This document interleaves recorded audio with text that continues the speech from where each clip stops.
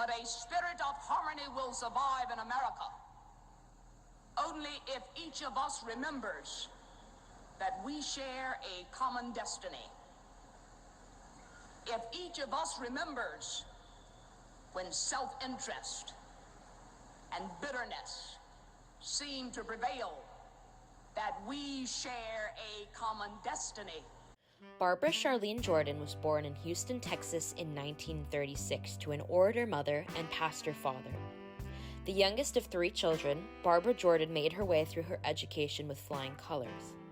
She won a national debate tournament while still in high school and competed well, even tying with Harvard at Texas Southern University. She received a BA and graduated magna cum laude, then received a law degree from BU. She was one of only 2 African Americans to graduate in her class. She began practicing law in Texas in 1960, working for a county judge in Houston, and in the same year, she began working for the Democratic presidential campaign of John F. Kennedy. This was the catalyst for her career in politics, and in 1962 and 1964, she ran for office in the Texas House of Representatives and lost both times. But undeterred, she ran again for the Texas Senate and won in 1966, becoming the first African-American woman ever and first African-American since 1883 to hold office in the Senate. She attributed her success to rallying minority voters to her causes. While in the Senate, she worked largely on environmental, anti-discrimination, and urban legislation. She gained a reputation for her knowledge and expertise, and established the state's first minimum wage law and a Fair Employment Practices Commission. She was invited by the president, Lyndon B. Johnson, to preview his 1967 civil rights speech. In 1972, she was elected by her peers, all white males, as the president of the Texas Senate, becoming the first black woman to do so in America.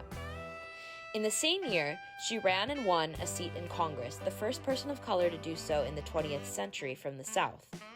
While campaigning, Jordan said, "I'll be only one of the 435, but the 434 will know I'm there."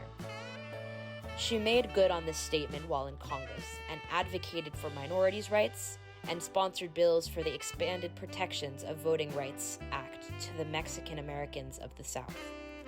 She became famous, however, for her eloquent and persuasive speech in 1976, establishing her position in seeking impeachment for President Nixon following Watergate. Despite her many firsts, Jordan stood by her abilities and expertise as the cause for her success. In 1975, she said, "I am neither a black politician nor a woman politician, just a politician, a professional politician." She was largely averse to being closely associated with any one interest group. However, this was a strategic move by Jordan as to not risk jeopardizing her reputation and connections to power. She was able to get a lot done in Congress by focusing her impact locally in the South. She impacted the civil rights movement largely through concentrated and precise legislation targeting the most pressing issues of the time. In 1979, she retired from Congress after 3 terms served and wrote an autobiography titled Barbara Jordan, a self-portrait. She then taught at the University of Texas in Austin and remained an important political figure despite turning down many committee positions at times. She served in 1990 as an ethics advisor for the Texas government and was a keynote speaker at the Democratic Convention in 1992. Jordan accomplished all of this in the face of declining health, and in 1996, she sadly succumbed to pneumonia as a complication from leukemia. Her personal life was very private and fiercely guarded. However, many historians suspect she had a life partner of 30-plus years in her travel mate and caregiver Nancy Earle.